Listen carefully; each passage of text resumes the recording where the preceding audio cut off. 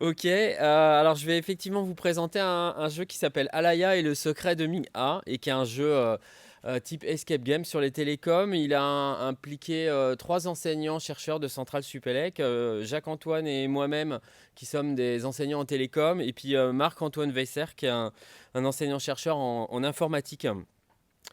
Alors comme ça a été dit, hein, c'est un jeu du coup qui est un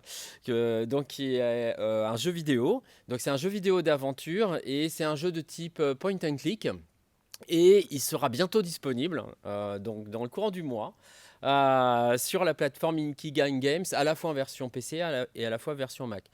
Euh, bon, je vais donner quelques éléments pour décrire le jeu et puis après, j'espère qu'on aura un peu de temps aussi pour échanger. Dans la conception du jeu, enfin dans le jeu, il y a donc une histoire. L'histoire, c'est une protagoniste qui doit trouver un remède pour sauver son petit frère. Et donc le jeu nourrit toute cette histoire, il y a une progression scénaristique. Et puis pour pouvoir avancer dans l'histoire, il y a des énigmes comme dans les escape games, hein. Donc il faut pouvoir résoudre ces énigmes et employer des concepts, des connaissances, des compétences, des aptitudes on va dire, sur le codage, enfin sur les télécoms. Donc les domaines, c'est les codages sources et les codes correcteurs et détecteurs d'erreurs. Donc bon, j'ai quelques visuels sur différents écrans pour vous montrer un petit peu aussi la qualité du jeu produit. Euh, ce jeu, donc il est parti d'une intention initiale qui était d'avoir un complément ludique, un adossement à un cours.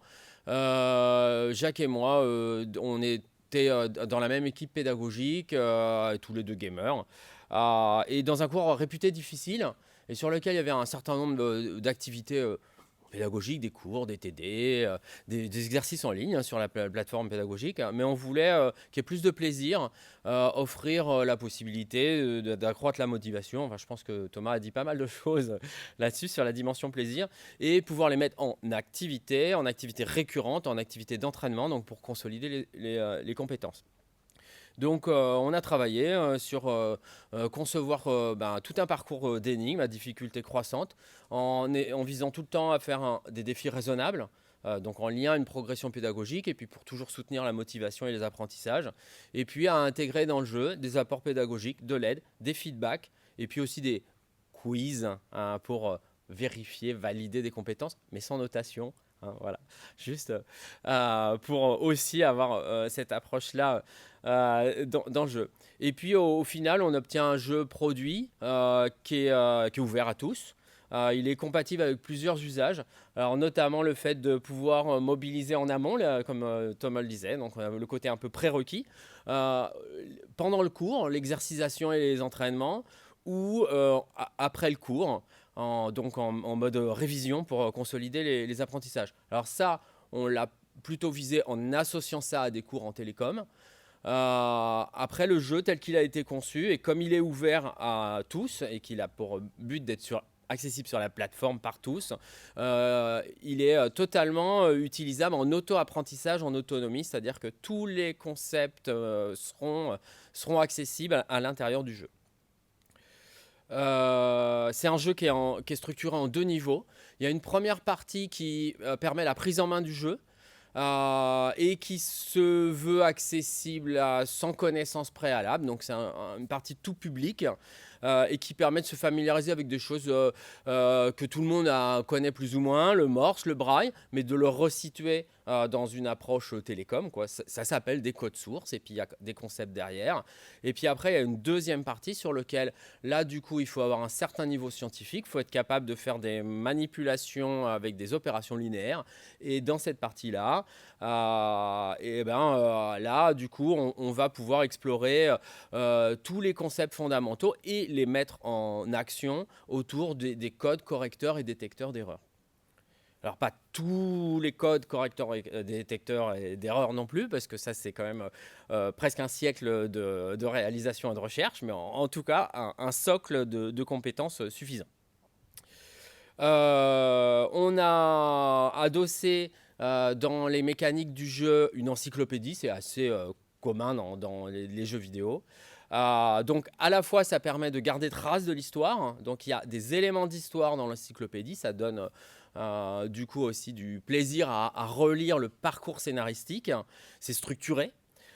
Et il y a aussi des éléments de contenu pédagogique. Donc là, j'ai mis quelques captures sur des choses sur l'histoire et puis des éléments aussi sur des contenus pédagogiques.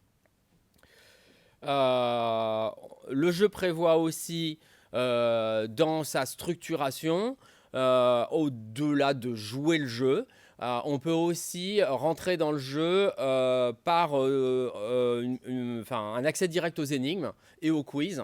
Donc là, ça permet notamment, ça facilite l'accessibilité et ça permet par exemple quand on est en train de vouloir réviser, d'accéder directement aux énigmes et de se réentraîner, les refaire sans revivre tout le jeu. Voilà, donc, et du coup, là, on peut voir qu'on a quand même une petite quinzaine d'énigmes qui permettent de faire travailler le joueur / apprenant. Donc ce jeu, on l'a soumis et on l'a fait utiliser par des étudiants.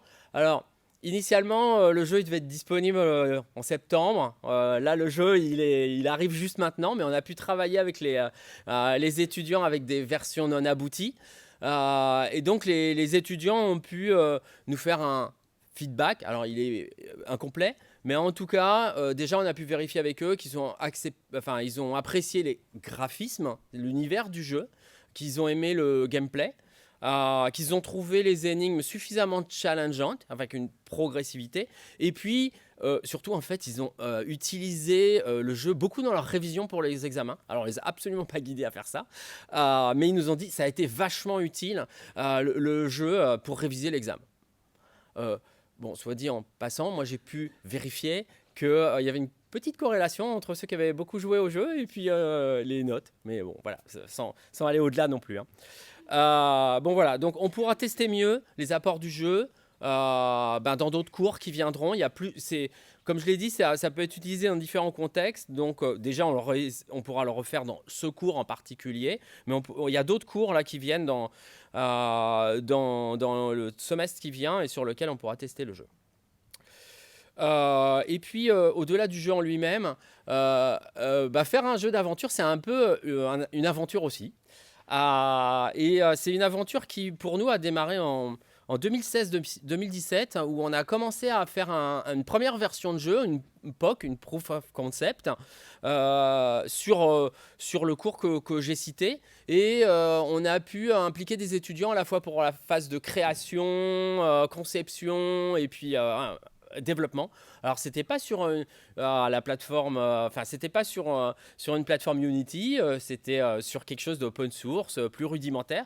C'était plus facile à prendre en main, mais ça a permis de dresser la structuration du jeu et de faire plein d'énigmes. Et d'avoir aussi le moyen de tester avec des étudiants et le fait qu'ils avaient une certaine appétence et qu'ils y jouaient et qu'ils apprenaient des choses. Donc bon, là, quelques petits visuels de ce jeu. Et on s'est rendu compte que très vite, on était très limité sur le passage à l'échelle.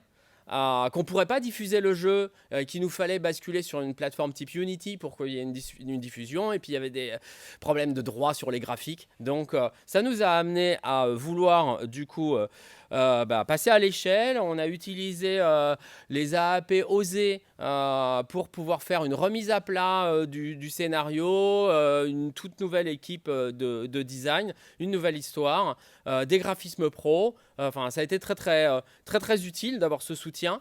Le petit hic, c'est 2019. Bon, après 2020, peut-être vous vous souvenez qu'il s'est passé différentes choses. Et du coup, on avait prévu de développer le jeu avec beaucoup de projets étudiants. Et là, c'est devenu très compliqué. Il y avait un coût pour pouvoir prendre en compte la programmation sur Unity. Il y avait un contexte qui n'était pas favorable. Et du coup, on était amené à développer le jeu très très lentement. Donc, la clé de l'histoire, ça a été de pouvoir en 2022 bénéficier de l'appel à projet jeu sérieux et là, du coup, de pouvoir faire aboutir le jeu grâce à l'expertise des pros sur le développement. Et du coup, là, comme je vous dis, d'ici quelques jours, d'ici quelques semaines, le jeu il sera en ligne. Et entre-temps, quand même, on a aussi pu dévirtualiser le jeu.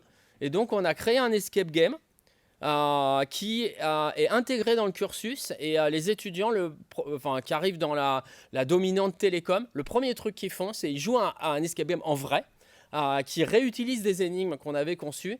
Et il est complètement plébiscité, cet escape game, par les étudiants.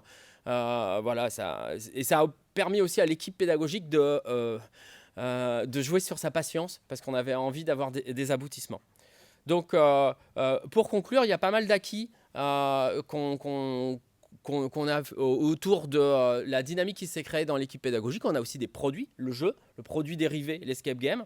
Et si c'était à refaire, eh ben, on aurait fait appel beaucoup plus tôt à un développement pro. Alors, Ikigai n'existait pas à cette époque-là aussi, c'était les prémices, donc on n'avait pas la possibilité de le faire. Mais clairement, pour nous, un partenariat comme Ikigai, il est hyper précieux. Et le fait qu'il puisse y avoir des expertises et des moyens pérennes au sein de l'université Paris-Saclay, ça c'est quelque chose qui nous semble essentiel. Voilà. Merci beaucoup du coup pour votre attention.